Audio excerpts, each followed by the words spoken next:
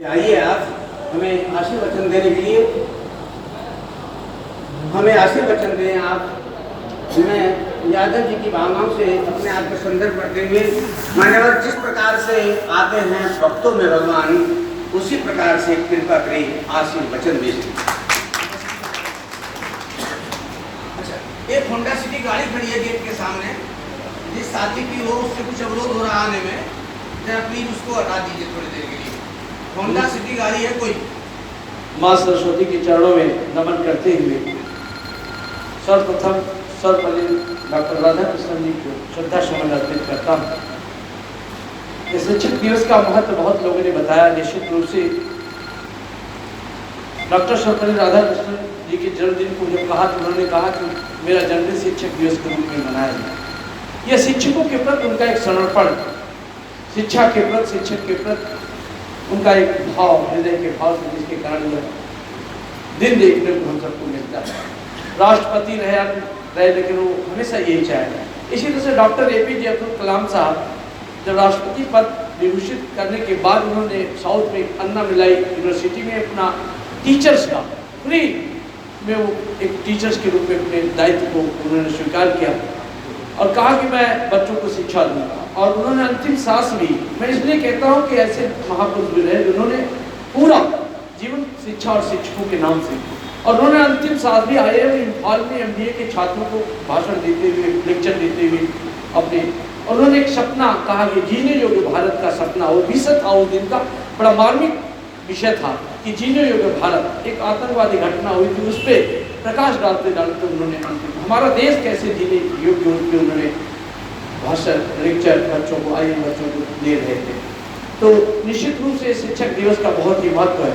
और मैं सर्वप्रथम ये लायंस क्लब के सभी पदाधिकारियों के हृदय की गहराई से उनका धन्यवाद दूंगा कि हमारे शिक्षकों का आपने सम्मानित किया। ये बहुत बड़ा काम है। लोगों को मनोबल बढ़ाना, लोगों को जागृत करना, लोगों को सम्मान देना, सम्मान बांटना। मैं कहता हूँ कि फ्री में प्यार, प्रेम, आदर और सम्मान जितना बांट सकते हैं बांटिए। निश्चित रूप से जो आप बांटेंगे वही लौट करके आपको मिलेगा। जैसी ध्वनि होगी वैसी प्रतिध्वनि आपको सुनाई पड़ेगी। तो जो आपने हमारे शिक्षकों को, अच्छे शिक्षकों को, मैं कुछ लोगों को जानता हूँ, कुसुम लता मैडम जानता हूँ, तेजवीर जी को, अपने मुकेश जी को और सुषमा मैडम को, तमाम शिक्षकों जिनकी जितनी प्रशंसा की जाए कम है। तो आप लोगों ने और भी साथियों को निश्चित रूप से आप लोगों ने, जैसे हमारे जयपाल जी ने उनकी तारीफ की, हमारे शिक्षक इसके योग्य हैं, इसकी पात्रता उनके अंदर है, जिन्होंने आज इस सम्मान को प्राप्त किया है। मैं यही चाहूँगा कि हमारे शिक्षक लोगों का इसी तरीके से समाज के अंदर, देश के अंदर सम्मान बढ़ता रहे।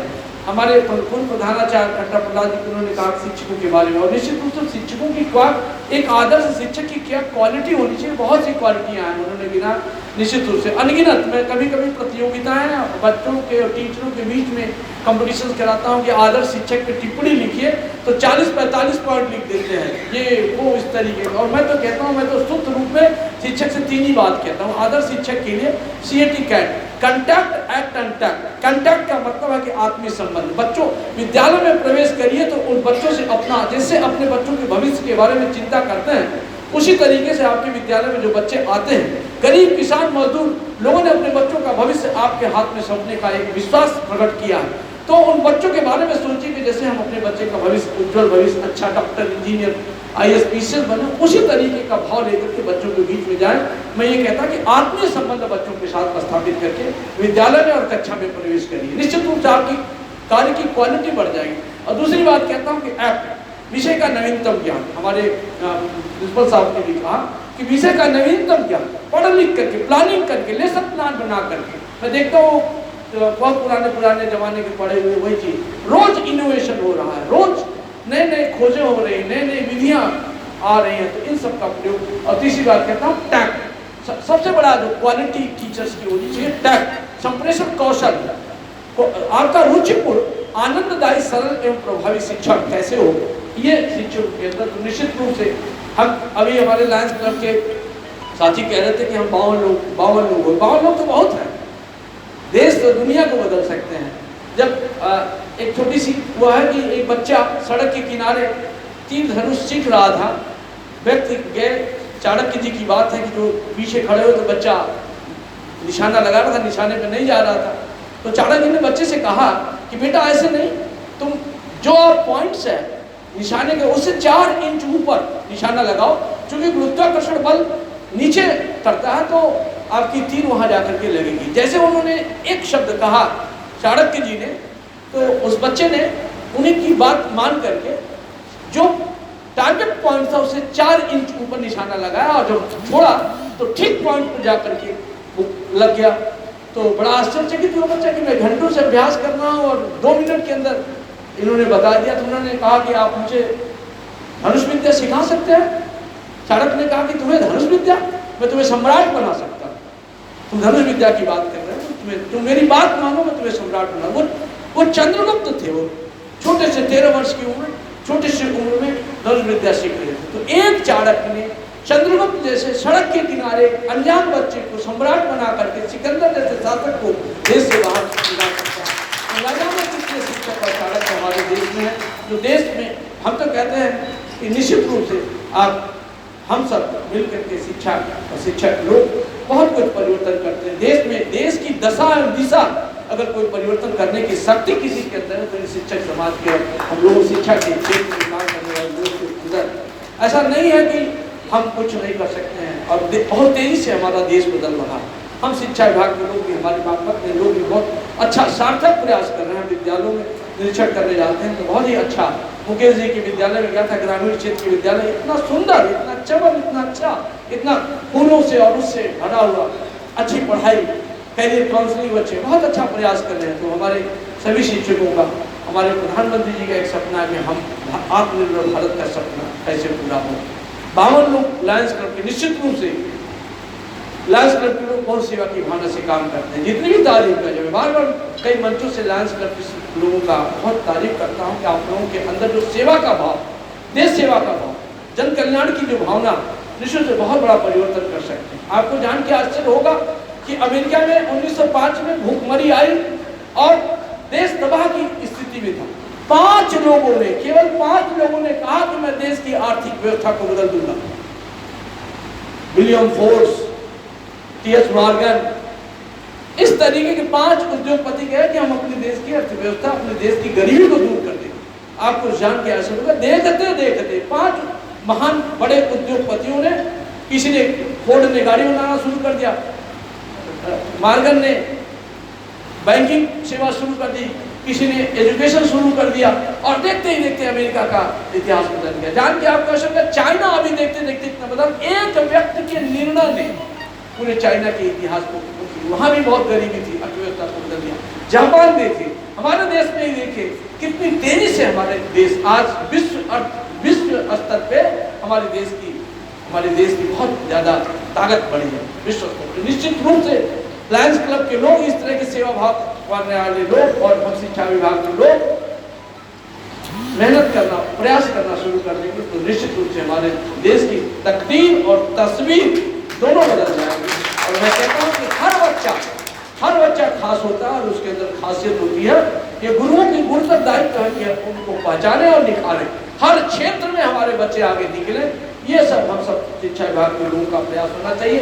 लायंस क्लब के लोगों ने जिस तरीके से सम्मानित किया है, जिस तरीके से हम हमारे शिक्षकों का मनोबल बढ़ाया, हृदय की गहराई से धन्यवाद करते हैं, आभार व्यक्त करते हैं। यही ईश्वर से प्रार्थना करूंगा कि लायंस क्लब के इन तमाम हमारे शक्तिशाली साथियों का दिन दुना रात चौगुना शक्ति बढ़े।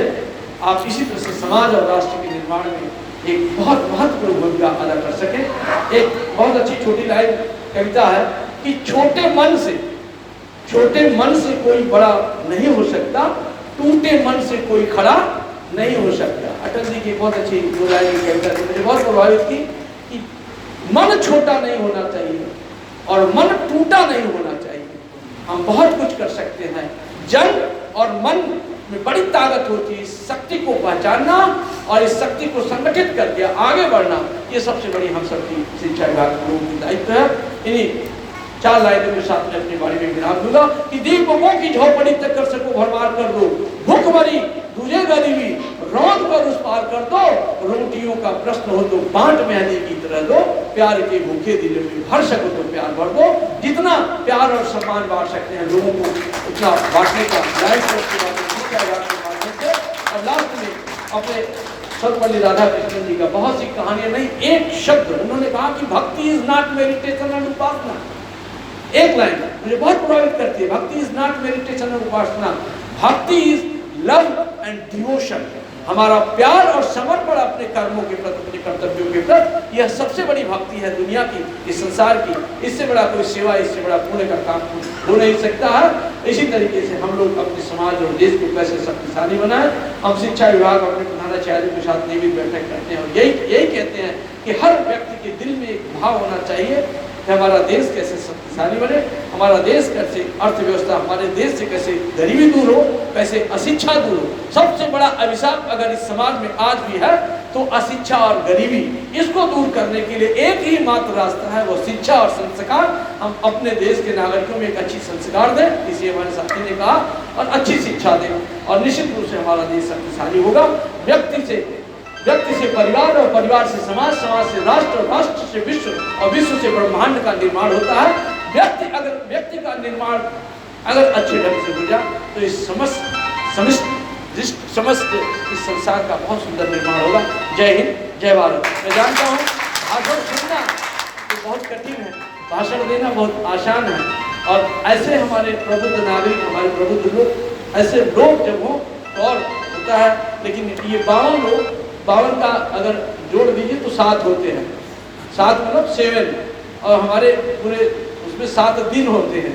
एक दिन अगर एक लोग पकड़ लेंगे तो हमारा लायंस क्लब का, हमारे देश का, हमारे समाज का बहुत बड़ा निर्माण हो जाएगा। जय हिंद, जय भारत। हमारे